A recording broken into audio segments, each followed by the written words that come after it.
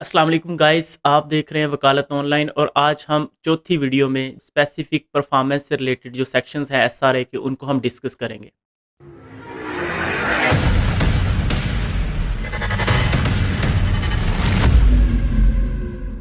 हम सेक्शन 12 से लेकर सेक्शन 30 तक वो थोरली सेक्शंस को देखेंगे और फिर एट द एंड हम इन सेक्शन से रेलिवेंट या स्पेसिफिक परफॉर्मेंस से relevant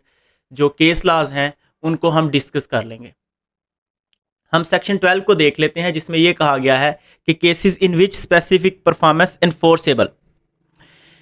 except as otherwise provided in this chapter the specific performance of any contract may in discretion of court be enforced। So specific performance की जो remedy है वो उसी सूरत में इन्फोर्सेबल है जब कोर्ट की डिस्क्रिशन होगी। It's not a matter of right, it's a matter of discretion as all other remedies in specific relief act. So specific performance की रेमेडी कोर्ट की डिस्क्रिशन में ही जो है वो इन्फोर्स की जाएगी।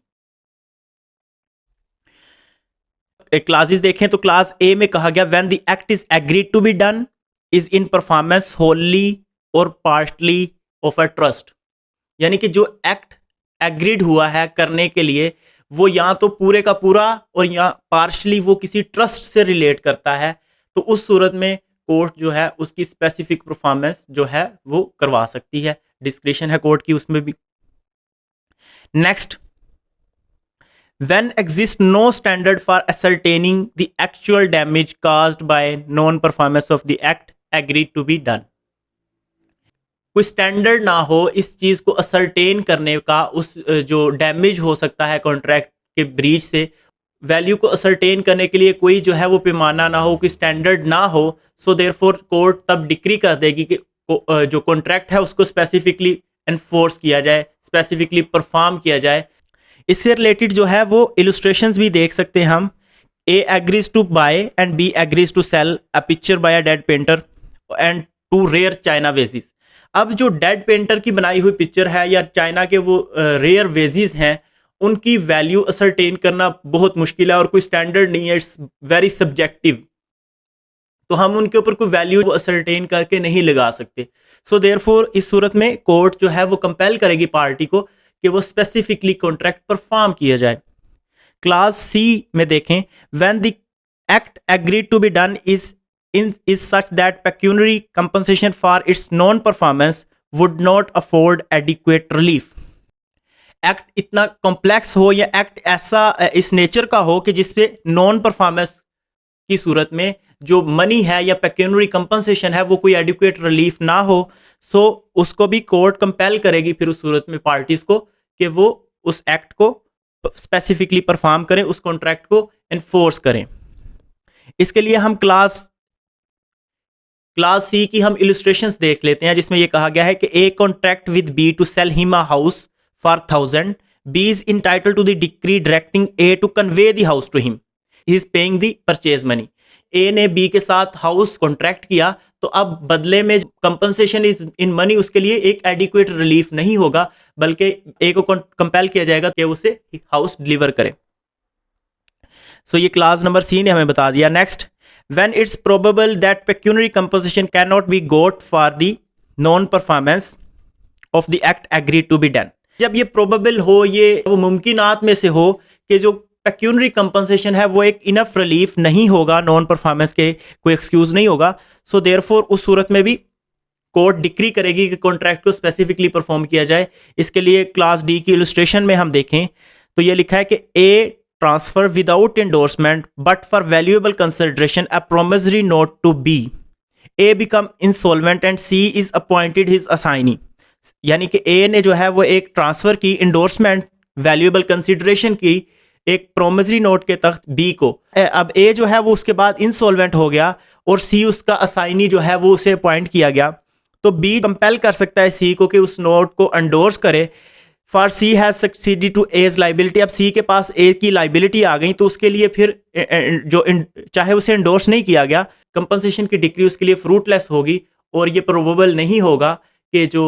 कंपनसेशन इन मनी है वो एक एडिक्वेट रिलीफ हो। सो ये सेक्शन 12 जो है वो हमें बता गया कि किन सूरतों में जो है वो कॉन्ट्रैक्ट जो है स्पेसिफिकली इन्फोर्सेबल है, but it's purely discretion of court. So ये क्लास 12 जो है वो हमें बता गया कि किन सूरतों में जो है वो कॉन्ट्रैक्ट जो है स्पेसिफिकली इन्फोर्सेबल है, but it's purely discretion of court.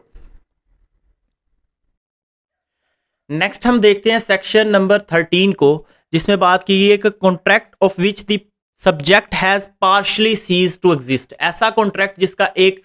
Part जो है वो एग्जिस्ट नहीं कर रहा, वो किसी वजह से डिस्ट्रॉय हो गया है या किसी वजह से इनकैपेबल ऑफ बीइंग परफॉर्मेंस हो गया है, तो उस सूरत में क्या किया जाएगा। Notwithstanding anything contained in section 56 of Contract Act, a contract is not wholly impossible of performance because a portion of its subject matter existing at its date has ceased to exist at the time of performance। यानी कि ऐसा contract जो कि contract की date के ऊपर ऐसा part जो एग्जिस्ट करता था लेकिन eight the time of performance वो पार्ट अगर मौजूद नहीं है, तो ये एक्सक्यूज नहीं होगा कि कॉन्ट्रैक्ट को जो है वो परफॉर्म ना किया जाए। कॉन्ट्रैक्ट को कोर्ट जो है वो डिक्री कर सकती है कि उसको स्पेसिफिकली परफॉर्म किया जाए। एग्जाम्पल के तौर पर आपने किसी से कॉन्ट्रैक्ट किया जिसमें इंक्लूडेड था एक घर और एक दुकान, और अब दुकान जो है वो किसी वजह से नेचुरल डिजास्टर की वजह से या गवर्नमेंट के एक्वायर करने की वजह से अब एग्जिस्ट नहीं करती, तो उस सूरत में कोर्ट फिर भी कॉन्ट्रैक्ट को स्पेसिफिकली परफॉर्म करवा सकती है। ये हमें बता दिया सेक्शन 13 ने। नेक्स्ट देखते हैं सेक्शन नंबर 14, जिसमें बात की गई है कि specific performance of part of contract where part unperformed is small. Section 13 की तरह जिसमें कहा गया था कि कोई पार्ट जो है वो सीज टू एग्जिस्ट हो गया है, वो परफॉर्मेंस के काबिल नहीं है, तो फिर भी परफॉर्म किया जाएगा। इसी तरह सेक्शन नंबर 14 ने भी यही कहा हमें, where a party to contract is unable to perform the whole of his part of it but the part which must be let unperformed bears only a small portion of the whole in value and admit of compensation in money, the court at the suit of either party direct the performance of so much of contract as may be performed and award compensation in money for the deficiency। यानी कि अगर कोई contract हुआ है और contract का कोई ऐसा स्मॉल पार्ट है जो कि परफॉर्म नहीं किया जा सकता अब, और कोर्ट फिर भी उसकी स्पेसिफिक परफॉर्मेंस इन्फोर्स करवा सकती है क्योंकि जो पार्ट अनपरफॉर्म्ड रह जाएगा वो स्मॉल होगा और उसकी लिए डेफिशिएंसी के लिए कंपनसेशन अवार्ड कर सकती है, और ये सूट दोनों पार्टीज की तरफ से किया जा सकता है। इसमें एग्जाम्पल के तौर पे हम इलस्ट्रेशन देखते हैं, तो उसमें कहा गया है कि A contract to sell B a piece of land consisting of 100 bighas, it turns out that 98 bighas of land belong to A. यानी कि ए ने बी के साथ कॉन्ट्रैक्ट किया एक 100 बीघा जमीन का, और ये पता चला बाद में कि ए तो सिर्फ 98 बीघा ओन करता है और वो 2 बीघा ओन नहीं करता, तो उस सूरत में कोर्ट जो है वो ये डायरेक्ट करेगी कि जो स्पेसिफिकली 98 बीघा यानी जितना पार्ट परफॉर्मेबल है उसको परफॉर्म कर दिया जाए, और जो 2 बीघा हैं जो कि परफॉर्म नहीं कर सकता वो उसके लिए कंपनसेशन दे दी जाए। सो दोनों पार्टीज जो है इसमें क्लेम कर सकते हैं स्पेसिफिक परफॉर्मेंस के लिए डिक्री को। नेक्स्ट हम देखें तो सेक्शन नंबर 15 के ऊपर, जिसमें कहा गया कि specific performance of a part of contract where part unperformed is large, where a party to contract is unable to perform the whole of his part of it and the part which must be left unperformed forms a considerable portion of the whole and does not admit of compensation in money, he is not entitled to obtain a decree for specific performance, but the court may at the suit of other party direct the party in default to perform specifically so much of his part of contract as he can perform, provided that the plaintiff relinquish all the claim further performance and all rights to compensation either for the deficiency or for the loss or damage sustained by him through the default of the defendant। इसमें कहा गया कि अगर ए जो है वो B से contract करता है और लेट्स सी 100 बीघास का कॉन्ट्रैक्ट करता है, और बाद में एक पता चलता है कि ए तो सिर्फ 50 बीघास ओन करता है। अब ए उसको उस कॉन्ट्रैक्ट को स्पेसिफिकली इन्फोर्स नहीं करवा सकता क्योंकि उसने ये कहा था कि 100 बीघास उसके पास लैंड है, लेकिन it turns out to be 50 bighas, तो वो उसको अपने बिहाफ पे जो है वो स्पेसिफिकली इन्फोर्स नहीं करवा सकता। लेकिन जो दूसरी पार्टी है जो बी है वो उसको स्पेसिफिकली इन्फोर्स करवा सकती है, लेकिन प्रोवाइडेड दैट कि वो बाकी जो 50 बीघा का क्लेम है उसको रिलिंक्विश कर दे और उसके लिए डेफिशिएंसी इन कंपनसेशन जो है वो नहीं लेगी वो। सो इसके लिए हम एग्जांपल वही दे दी गई कि A contract to sell B a piece of land consisting of 100 bighas, 100 bighas वो बेच रहा था, लेकिन ये पता चला कि 50 बीघास जो है वो ओनली बिलोंग करते हैं ए को,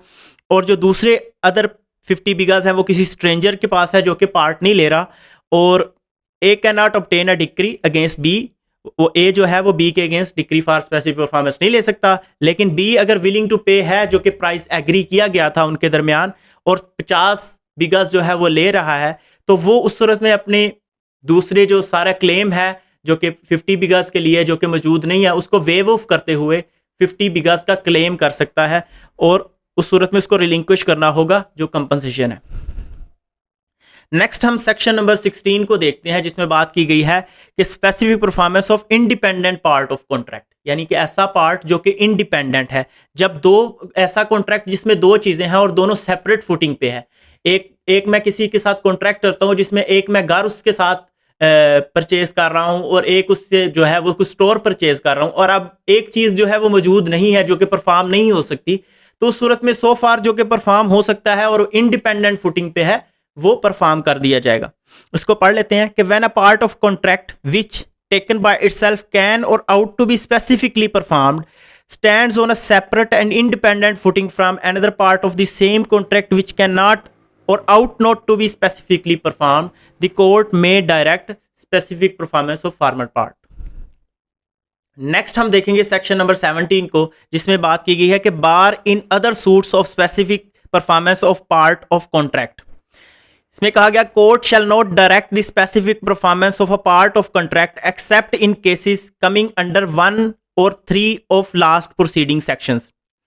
यानी कि जो कोर्ट है जो किसी भी कॉन्ट्रैक्ट को स्पेसिफिकली परफॉर्म नहीं करवाएगी अनलेस के वो लास्ट 3 जो सेक्शन हम पढ़ चुके हैं उनके अंदर जो है वो बताया गया हो। तो ये हमें सेक्शन नंबर 17 ने बता दिया। नेक्स्ट हम देख लेते हैं सेक्शन नंबर 18, जिसमें बात की गई है कि purchaser right against vendor with imperfect title. इसमें कहा गया कि where A person contract to sell और let certain property having only an imperfect title thereto, the purchaser or lessee as otherwise provided by this chapter has the following rights। यानी कि अगर कोई ऐसा परचेजर है उसके क्या राइट होंगे अगर उसने किसी ऐसे पर्सन से प्रॉपर्टी बाय कर ली है जिसका टाइटल इम्परफेक्ट था, तो at the time of contract. So इसको देखते हैं हम। इसमें ए कहा गया कि इफ द वेंडर और lessor has subsequently to the sale और lease acquired any interest in the property, the purchaser or lessee may compel him to make good to the contract out of such interest। यानी कि अगर जिस person ने eight the time of contract जिसका title imperfect था, बाद में उसने वो सब्सिक्वेंट इंटरेस्ट एक्वायर कर लिया और उसका टाइटल परफेक्ट हो गया, तो उस सूरत में कोर्ट कंपेल कर सकती है उसको कि वो स्पेसिफिकली उसी कॉन्ट्रैक्ट को परफॉर्म करे। क्लास बी में देखेंगे कि when the concurrence of the other person is necessary to validate the title and they are bound to convey at the vendor's और लेसर्स रिक्वेस्ट, द परचेजर और lessee may compel him to procure such concurrence. यानी कि अगर इस चीज पे depend करता हो उनका टाइटल, जिस बंदे ने उनका टाइटल परफेक्ट करना है, यानी कि उन्होंने किसी और बंदे से आगे लैंड परचेज करनी है और उनकी रिक्वेस्ट पे उनको जो है वो रजिस्ट्री होनी है, तो उस सूरत में वो उसको प्रिक्योर करने के पाबंद है अगर, और वो प्योरली उन्हीं के जो है वो हैंड में है, तो उस सूरत में कोर्ट उनको कंपेल करेगी कि वो इस कॉन्ट्रैक्ट को स्पेसिफिकली परफॉर्म करें। नेक्स्ट हम क्लास सी में देखें तो इसमें कहा गया है where the vendor professes to sell unencumbered property but the property is mortgaged. यानी जब प्रॉपर्टी मॉर्गेज में थी तो इस वजह से उसका टाइटल इम्परफेक्ट था। मॉर्गेज मनी है जो कि जिससे उसने रिडीम करवाना है वो लेस देन परचेज मनी है, तो उसको वो रिडीम करवाएगा और फिर कोर्ट उसे कंपेल करेगी कि वो उसे रिडीम करवाए और उस कॉन्ट्रैक्ट को स्पेसिफिकली परफॉर्म करे। क्लास डी में देखें, इसमें कहा गया है कि वेयर द वेंडर और lessor sues for specific performance of contract and the suit is dismissed on the ground of his imperfect title, the defendant has a right to a return of his deposit with interest thereon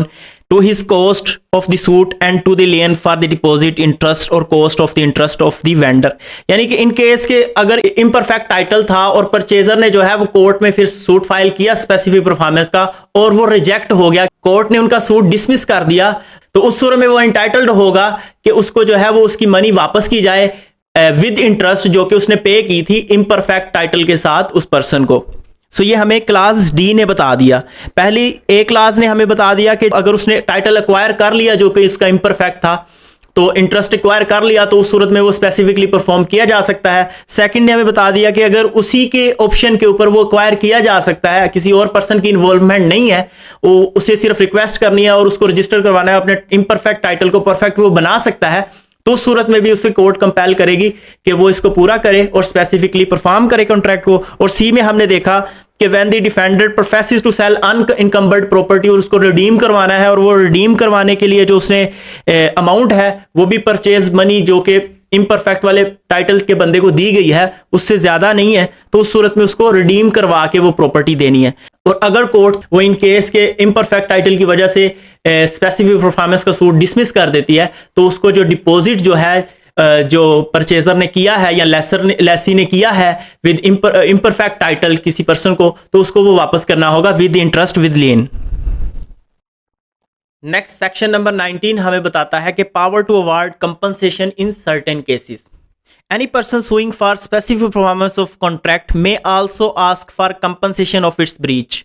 यानी कि कोई भी person अगर specific performance के लिए suit file कर रहा है तो वो साथ में कंपनसेशन के लिए भी रेमेडी सीख कर सकता है उस कॉन्ट्रैक्ट की ब्रीच की, चाहे वो एडिशन में कर ले अल्टरनेटिवली या फिर इन सब्सटीट्यूशन कर ले कि ये नहीं तो ये प्रोवाइड कर दी जाए, तो उस सूरत में कर सकता है। If in any such suit the court decide that specific performance ought not to be granted but there is a contract between the parties which has been broken by the defendant and the plaintiff is entitled to the compensation for that breach, it shall award him the compensation accordingly।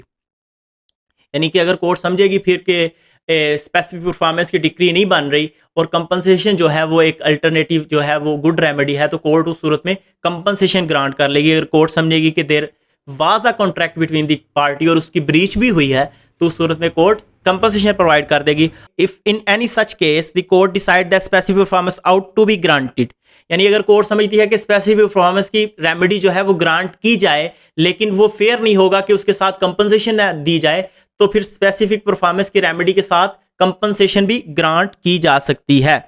इसके लिए हम illustrations देख लेते हैं। पहले हम second paragraph की illustration देख लेते हैं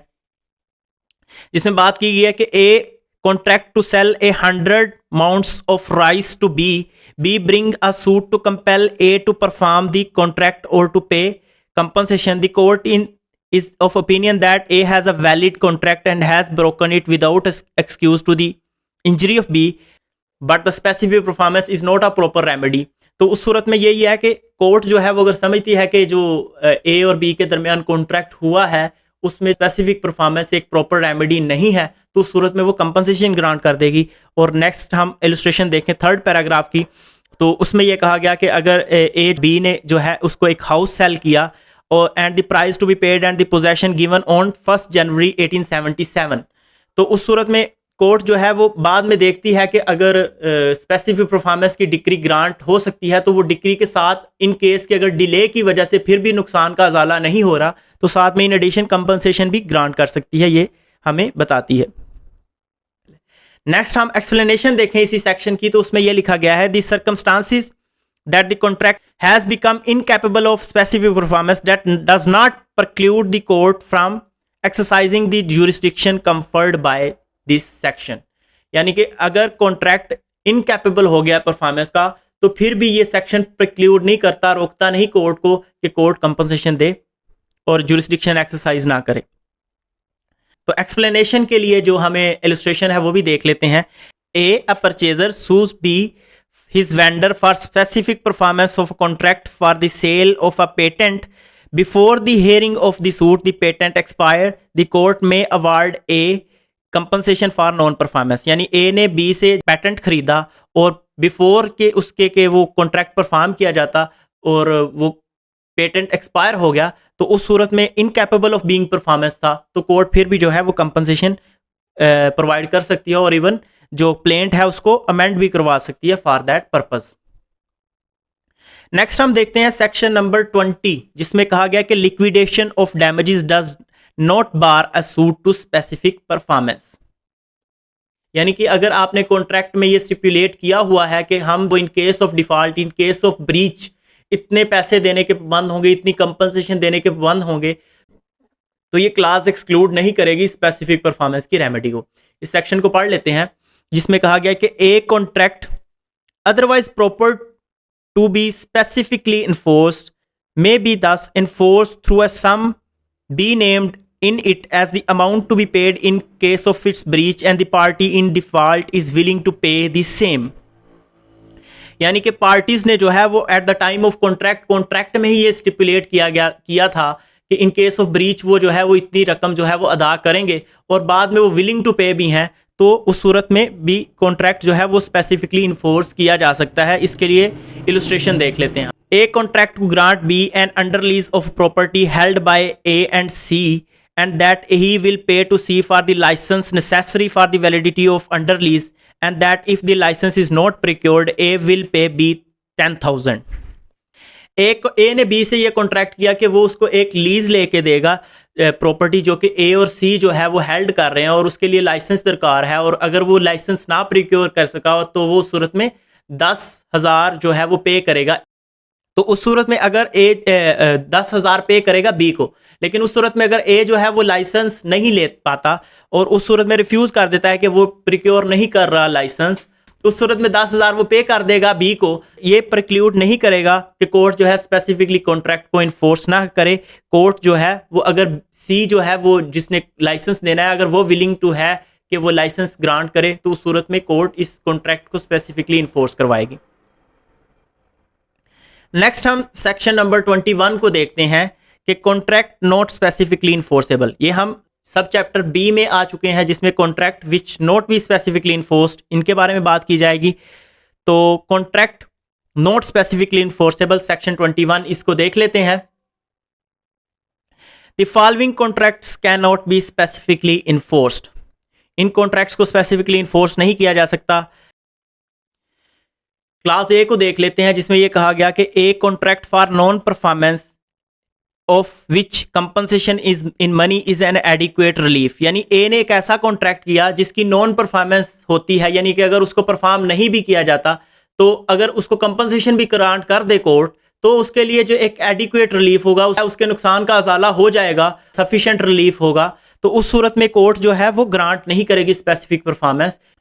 क्लास बी देख लेते हैं जिसमें यह कहा गया कि a contract which run into such minute and numerous detail so which is so dependent on the personal qualification or volition of parties or otherwise from its nature is such that court cannot enforce specific performance of its material terms। यानी कि contract जो है वो इतना complex है और उसके अंदर इतनी इतनी छोटी छोटी डिटेल्स हैं, या ऐसा कॉन्ट्रैक्ट है जिसमें किसी बंदे की पर्सनल क्वालिफिकेशन इन्वॉल्व है, तो उस सूरत में कोर्ट जो है वो उसकी नेचर ऐसी है कि उसको स्पेसिफिकली परफॉर्म नहीं किया जा सकता, तो उस सूरत में कोर्ट उसकी स्पेसिफिक परफॉर्मेंस जो है वो डिक्री नहीं करेगी और उसके लिए कंपनसेशन ही अवार्ड कर देगी। ये हमें क्लास बी ने बता दिया। नेक्स्ट हम क्लास सी को देख लेते हैं जिसमें यह कहा गया a contract the term of which the court can not find with reasonable certainty. ऐसा कॉन्ट्रैक्ट जिसके अंदर जो उसकी टर्म्स है उसको जो है वो कोर्ट को रीजनेबल सर्टेनिटी के साथ, यानी क्लैरिटी नहीं है उनमें, और ये जो है वो यकीन से नहीं कहा जा सकता कि कॉन्ट्रैक्ट में क्या कहा गया है, तो उस सूरत में उसकी स्पेसिफिक परफॉर्मेंस नहीं करवाई जा सकेगी। नेक्स्ट क्लास डी ने यह कहा कि a contract which in its nature revocable. ऐसा कॉन्ट्रैक्ट जो उसकी नेचर ही ऐसी है कि उसको रिवोक किया जा सके, यानी कि पार्टीज ने खुद ही अपने कॉन्ट्रैक्ट में ये बताया हुआ है कि इन केस के अगर ऐसा मसला आता है या इतने टाइम के अंदर वो उस कॉन्ट्रैक्ट को रिवोक कर सकते हैं, या उन्होंने इस चीज़ का खुला जो है वो छोड़ा हुआ है कि जब कोई पार्टी जो है उस कॉन्ट्रैक्ट को रिवोक कर सकती है, तो अगर उस कॉन्ट्रैक्ट की नेचर ही ऐसी है कि उसको ख़त्म किया जाए, रिवोक किया जाए, तो उस सूरत में भी उस कॉन्ट्रैक्ट को स्पेसिफिकली इन्फोर्स नहीं करवाया जाएगा। ये हमें क्लास डी ने बता दिया। क्लास ई को देख लेते हैं। तो क्लास ई ने कहा अ contract made bye trustee either in excess of their power और इन ब्रीच ऑफ देयर ट्रस्ट। यानी ऐसा कॉन्ट्रैक्ट जो ट्रस्टी की तरफ से किया जाए और उसने जो है वो अपनी पावर्स का जो है वो एक्सेस में, पावर से ज्यादा इस्तेमाल, अपनी पावर का अब्यूज करते हुए या पावर से बढ़कर कॉन्ट्रैक्ट जो है वो कर लिया, तो उस सूरत में भी उस कॉन्ट्रैक्ट को स्पेसिफिकली परफॉर्म नहीं किया जाएगा। नेक्स्ट क्लास एफ में देखते हैं कि a contract made by or on behalf of corporation or public company created for special purposes or by its promoter of such company which is in excess of their power. यानी ऐसा contract जो कि किसी corporation के behalf पे उसके promoters ने किया था जब वो बनाई जा रही थी वो कंपनी, तो उस सूरत में उन्होंने अपनी पावर के एक्सेस में अगर वो कॉन्ट्रैक्ट किया था तो उसमें भी स्पेसिफिकली परफॉर्म नहीं किया जा सकता। ये हमें क्लास एफ ने बता दिया। Next moving on to class G. A contract for performance of which involves the performance of continuous duty extending over a larger period than 3 years from its date. यानी ऐसा कॉन्ट्रैक्ट जिसमें एक continuously किसी की duty चल रही है, लगातार किसी एक पर्सन को आपने किसी काम करवा रहे हैं और वो काम 3 साल से ज़्यादा अरसे तक के लिए है, तो उस सूरत में उसकी जो पर्सनल अगर ड्यूटी है उस कॉन्ट्रैक्ट में, तो 3 साल से ज़्यादा उसको इन्फोर्स नहीं करवाया जा सकता स्पेसिफिकली, तो उस सूरत में भी कंपनसेशन ही कोर्ट ग्रांट करेगी। नेक्स्ट क्लास एच को देख लेते हैं, जिसमें यह कहा गया क्या contract of which a material part of subject matter supposed by both parties to exist has before it has been made ceased to exist. यानी ऐसा कॉन्ट्रैक्ट जिसमें दोनों पार्टीज किसी एक सब्जेक्ट मैटर को, किसी एक जो मटेरियल को सोच के वो कॉन्ट्रैक्ट में जिसे आई थी, वो सब्जेक्ट मैटर एग्जिस्ट ही नहीं करता था जब वो कॉन्ट्रैक्ट कर रहे थे, तो उस सूरत में भी कोर्ट स्पेसिफिकली जो है वो इसको एनफोर्स नहीं करेगी। प्रोवाइजो में ये लिख दिया गया कि save as otherwise provided by arbitration act 1940 no contract to refer to arbitration shall be specifically enforced. ऐसा कॉन्ट्रैक्ट जो कि ये स्टिपुलेट कर रहा है, ये बता रहा है कि जो है वो आर्बिट्रेशन को दिया जाएगा, तो उस सूरत में आर्बिट्रेशन को रेफर किया जा रहा है अगर उसमें, तो वो कॉन्ट्रैक्ट स्पेसिफिकली इन्फोर्सेबल नहीं होगा, ये भी हमें इसमें बता दिया गया। क्लास ए की नेक्स्ट हम इलस्ट्रेशन देख लेते हैं, जिसमें यह कहा गया कि A contract to sell and B contract to buy a lakh of rupees in the 4% loan of federal government, या फिर A contract to sell and B contract to buy 40 chest of indigo at 1000 per chest in consideration of certain property having transferred by A to B contract to open credit in favour of A extend. यानी कि ये सारे जो examples दी गई हैं class ए में, इसमें सभी इन कॉन्ट्रैक्ट्स में जो मनी है एक एडिक्वेट रिलीफ है, यानी कि उनके नुकसान का अजाला कर सकती है कंपनसेशन, तो उस सूरत में उनको स्पेसिफिक परफॉर्मेंस नहीं दी जाएगी। नेक्स्ट हम क्लास बी की इलस्ट्रेशन देख लेते हैं, जिसमें ये कहा गया है कि A contract to render personal service to B, A contract to employ B on personal service, and an author contract with B, a publisher to complete a literary work, B cannot enforce specific performance of these contract। यानी एक ऐसा contract जिसमें बहुत सारी details मौजूद हैं या personal qualification के ऊपर बेस्ड है, तो क्लास बी ने की इलस्ट्रेशन ने बता दिया कि इस कॉन्ट्रैक्ट को स्पेसिफिकली इन्फोर्स नहीं किया जा सकता।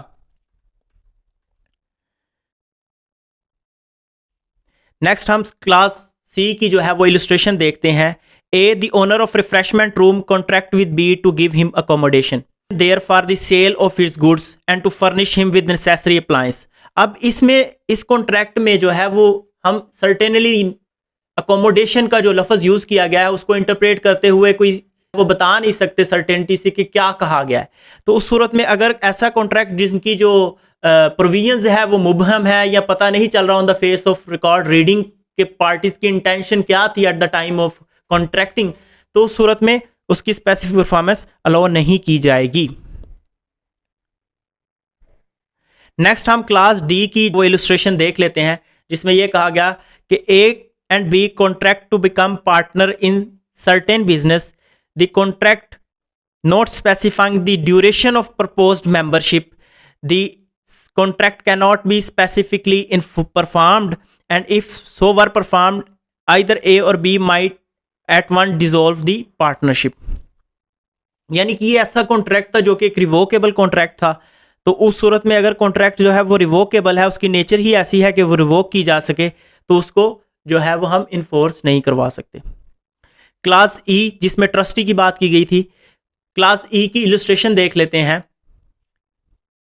ए is a trustee of land with power to lease it for 7 years। यानी ए के पास पावर थी कि वो लीज के ऊपर दे दे, जो कि ट्रस्टी था 7 साल के लिए, और उसने उसको 7 साल के लिए दिया, ये साथ में बताते हुए कि वो उसको रीन्यू भी कर सकता है, तो ये उसकी पावर की एक्सेस में था, तो उस सूरत में कॉन्ट्रैक्ट को स्पेसिफिकली इन्फोर्स नहीं किया जाएगा।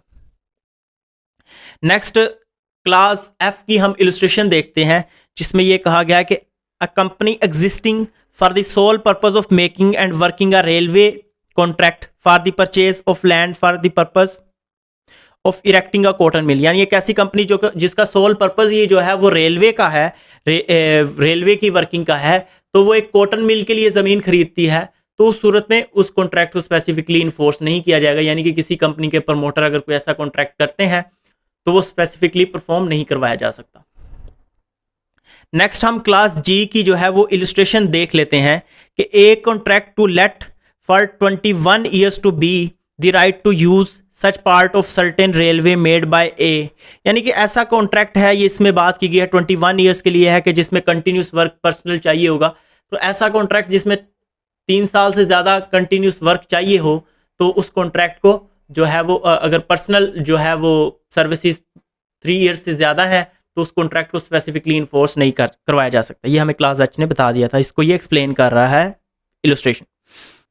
नेक्स्ट हम क्लास एच की इलस्ट्रेशन देखते हैं जिसमें यह कहा गया कि A contract to pay annuity to be for life of C and D, it turns out at the date of the contract C though supposed by A and B to be alive was dead. A और B जब contract में आए तो उन्होंने ये suppose किया कि वो सी और